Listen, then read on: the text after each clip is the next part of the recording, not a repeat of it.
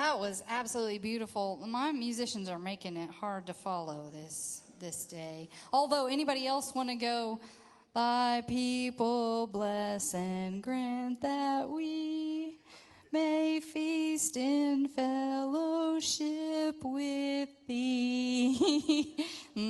Sorry, Wesleyan. Oh, man. Yeah. So, we are continuing on in our great journey of reading through the Bible, and we are going to coincide that with some lessons from the land as we share what we learned in our time in the Holy Land. We are in Exodus now, and with that in mind, I'm going to pick up a passage from Exodus 16. This is right when the people have crossed over the Sea of Reeds, and they are now receiving manna from heaven. And so this is the story of that. So hear now the word of the Lord. Every morning they gathered it as much as each person could eat, but when the sun grew hot, it melted away. On the sixth day, the people collected twice as much food as usual, 2 omers per person.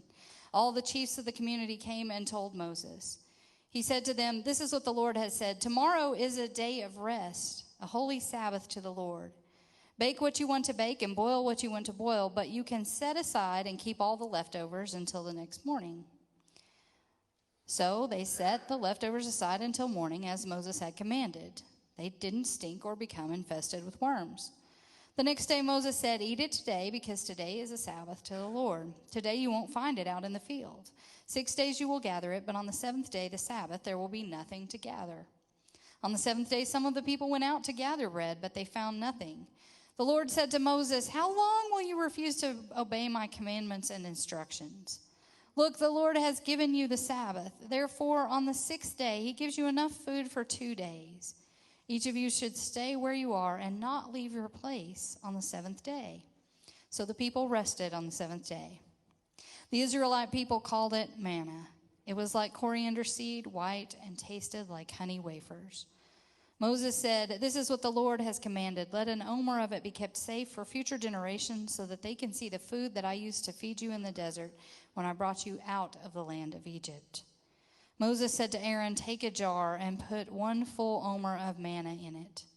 Then set it in the Lord's presence, where it should be kept safe for future generations."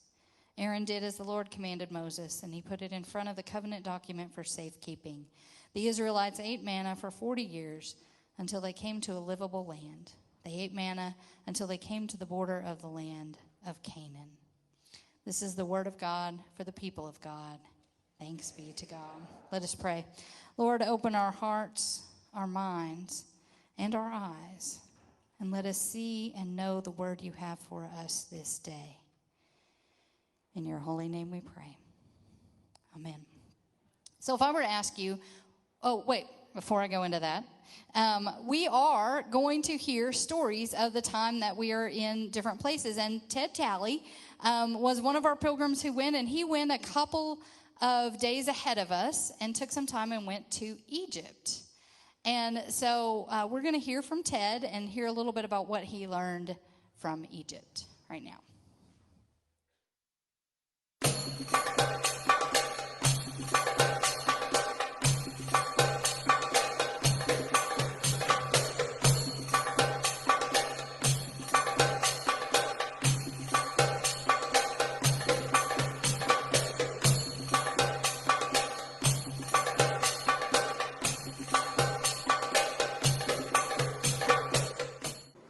Cairo is a mysterious kind of place, with the pyramids and so forth. I also did some quick research and found that the pyramids of Giza are right there, minutes from downtown Cairo. So I thought, well, the least I could do is get a city tour.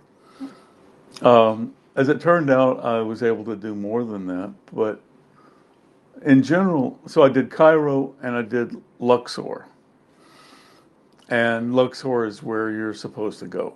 I mean, you can hit Giza and the 3 big pyramids and the Sphinx, but Luxor has all this, and it's away from the big city, and it's south. Generally, my impression was we are here, or, I am here in the cradle of the great religions.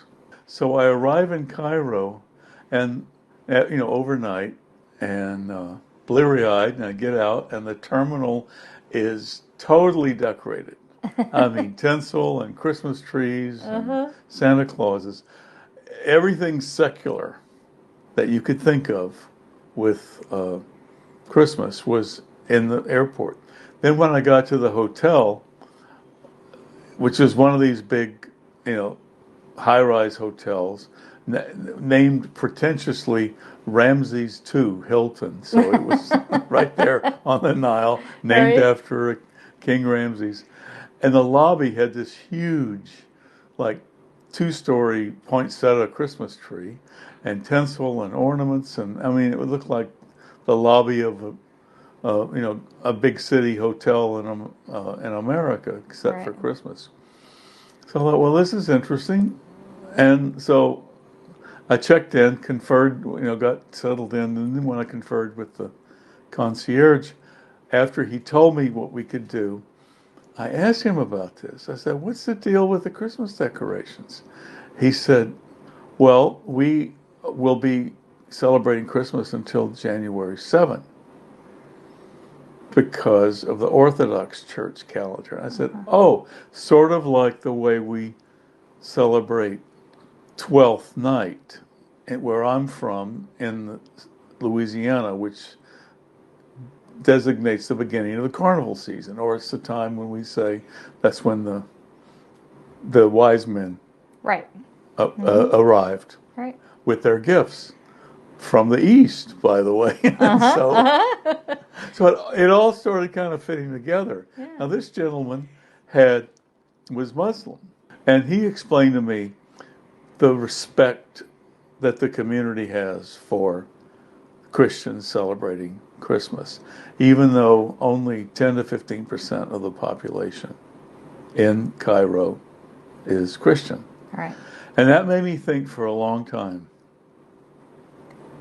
how divisive we can be and how certain fringe elements can tear apart not only world religions or place nation against nation, but even within the smaller confines of Christianity, within a denomination or within a group of denominations where this group doesn't believe that this should be done or that. So I got a real appreciation rather quickly about what was important and respecting of others' beliefs.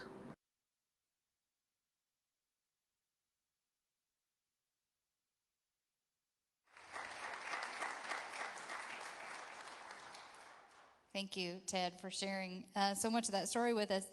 If I were to ask you what you know about Egypt, my guess is that you would say, well, the pyramids, the Sphinx. You might think about the Mummy movies, right? And then if we were to dig a little bit deeper, one of the things that you might say, well, it's part of the Middle East, and so it's dangerous. It's dangerous to be there. And it is inhospitable, especially to Christians. And I will say that our biblical narrative doesn't necessarily help with that, because if I said to you, what do you remember about Egypt from the Bible, you would probably say it's the Exodus, right? It was the land that the Hebrew people had to flee from because they were enslaved, and they could not worship their God, and they needed to get out of there. But do we remember how they got there in the first place? Do you remember how the Hebrew people ended up in Egypt? Was that Joseph was sold into slavery, and as a slave there, he was listened to when he said, I can interpret this dream that Pharaoh has. And as he interpreted the dream, he told Pharaoh how to prepare for the coming famine. And as a result, Egypt did prepare, and Egypt was able to provide for the whole known world and was able even to receive Joseph's family and provide them safe passage and a safe place to live and provide them with all that they needed.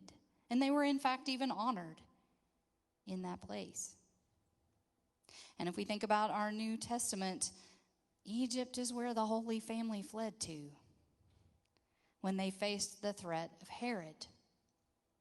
Why is it that we think in terms of that fearful place? Why is it that we think of Egypt as a place to flee? Well, and what makes it a place to flee? Well, I think what makes the difference is whether you are driving from a position of scarcity or abundance, or if you are driving from a place of fear or trust. If we think about Joseph interprets this dream of famine and how to respond, and Pharaoh trusted Joseph and trusted Joseph's God. And the result was salvation of the known world. However, when a new Pharaoh comes along hundreds of years later, he becomes afraid of the Hebrews growing too numerous.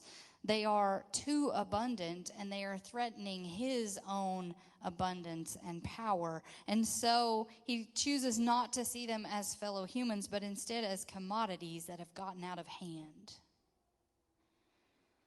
And then when another ruler is afraid that he will lose some of his power, that he will have to share his power, that he will not have the abundance that he seeks, when Herod is threatened, that drives the Holy Family to Egypt. But in that space, they are provided and given safe passage. And ultimately, the world knows salvation because, again, of Egypt.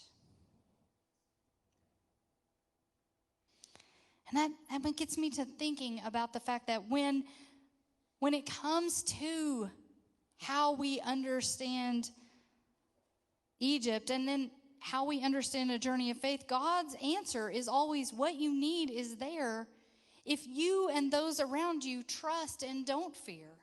If you and those around you respond with hospitality instead of hate. If you lead out of recognizing there is abundance of all that's needed instead of fearing that scarcity. And that's the truth of Ted's story.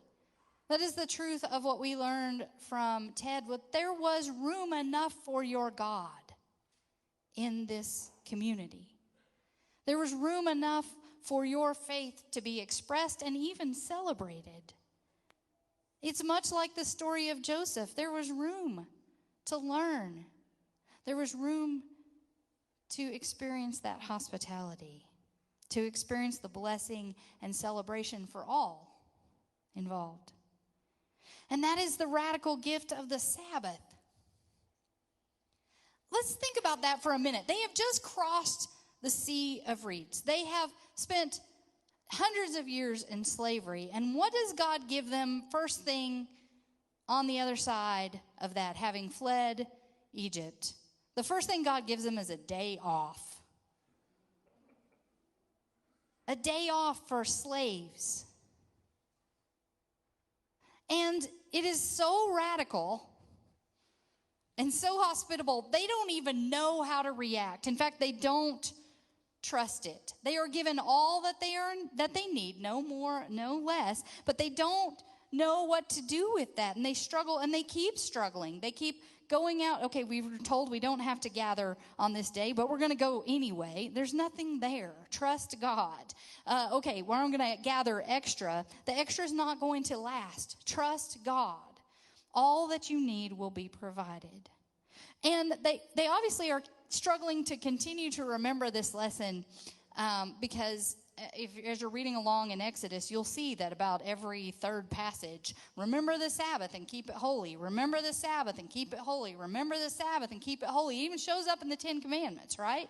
This is a very important thing. God wants us to get this, and it's not just about having a day of rest and recovery. It's about trusting that you have all you need, that one more day of work is not going to make the difference. Stop and trust. I know. Look, in the first service, Brooke was glaring at me with a kind of grin on her face. I'm like, I know this is my struggle too, right? This is hard. It's hard for us to trust that. It's hard to trust that the the Lord will provide. And that's not a simple theology. This is not driven out of this assumption that you pray hard enough and everything you want will happen. That's not what I'm talking about here. Because sometimes we need to adjust our ideas of what we truly need. Right? Sometimes we are seeking more than we need. But the other thing is we also have to learn to trust each other. We have to learn to rely on one another. Because if we can rely on one another, then truly we will have all that we need. Because out of my abundance, I will share with you. And out of your abundance, you will share with me. If we can learn to give freely of our abundance and trust each other, then we won't have need. And we can then trust that God has given us each other to provide all we need. So we need to trust, but sometimes that means telling ourselves a different story, choosing which narrative we give preference to. Choosing what our default narrative is. Now, when I opened this up, I said your default narrative about Egypt in the Bible is probably it's the place you have to flee. It's the place you need to be afraid of. And when I take that and apply it to this journey that we just went on, I will tell you that many of the people who wanted to go on this trip chose not to go. Why? Their fear. They're afraid. It's so dangerous in the Middle East. And I will tell you, that was the main worry of the people who did take the chance. Were we going to be safe? Because that's the narrative that we hear. It is a narrative of scarcity and hate, of fighting over land and power and religion. And there is some truth to that story, and we will talk about that more in depth next week. But why is that our default? Why is that what we assume? Because let me tell you what we actually encountered when we were in the Holy Land. What we actually encountered. First of all, we encountered abundant hospitality, probably best represented by the buffets. Y'all, that is a lot of food. And phenomenal food, and so good and good for us. And I mean, there was also chocolate cake, so you know. But just such wonderful spread after spread after spread after spread. I ate so much. And then we also encountered profound care and protection of our stuff and of us. We had 3 phones lost. Actually, 2 phones lost. 1 phone was lost twice. We almost were going to tie the phone to the person by the end of it all. But, and you'd think you'd lose a phone, it's gone, right? Somebody's going to steal it and go. All 3 times recovered. The third one, it is on its way in the mail coming back to the United States. And we offered to pay for it, and they said, no, of course not. No, we'll send it to you. And then we had 2 people have some fairly serious injury in the course of the trip. One, it was really raining in Nazareth, and you will learn as you see more of the pictures how hilly this country is. And you're on old stone and hills and rain. And one of our older members just went flat back on the street. And the world stopped. And everyone made sure that it was okay to move her. And once we knew it was okay to move her, a family who had stopped their car took her and drove her back to the bus so she wouldn't have to walk anymore. And then we had a woman fall at the temple within eyeshot of the stone where Satan takes Jesus and says, throw yourself off from this place and watch God catch you. I'm going to tell you, it's a good thing Jesus didn't take him up on that, because she fell from ground level, and it was a mess. Immediately, our tour guide Joseph sprung into action and took care of her and stayed with her. even going to the hospital with her. Now, this is truly one of the, I'm going to leave the 99 for the one, because the 99 of us are like, hey, Joseph, where'd you go? What he did was turned us over to another tour guide who was right there, and she just adopted us. We were orphans, and we were cared for.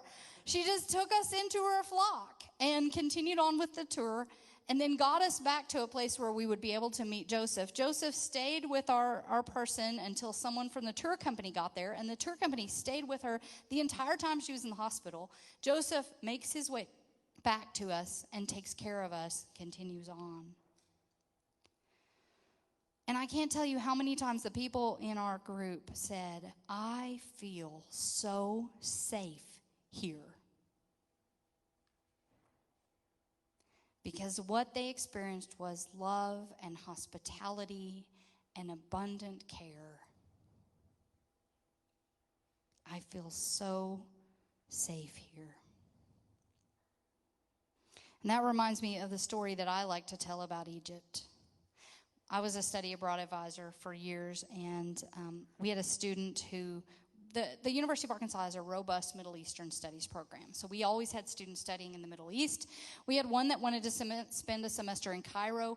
We had read the State Department warnings. We said, stay in Cairo, do not get out of Cairo. And then he did what every college student does and quickly disregarded our instructions and went out into the countryside. And while he was out in the countryside, a gentleman started visiting with him and found out they were Americans and was so excited to have this chance to extend hospitality to strangers that he took them all around the town and showed them everything and took them out for meals and wouldn't let them pay for anything. And then this gentleman said, my cousin is getting married. Would you come to the wedding? And the students were like, no, that's overstepping. And he was like, no, it is a blessing to have strangers come to your wedding.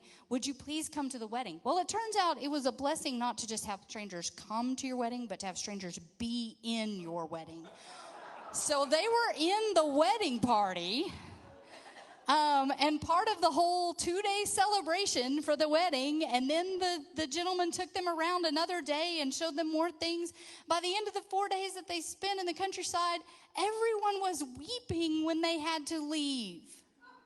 Weeping because they had experienced such love and care and hospitality, and they had been made family.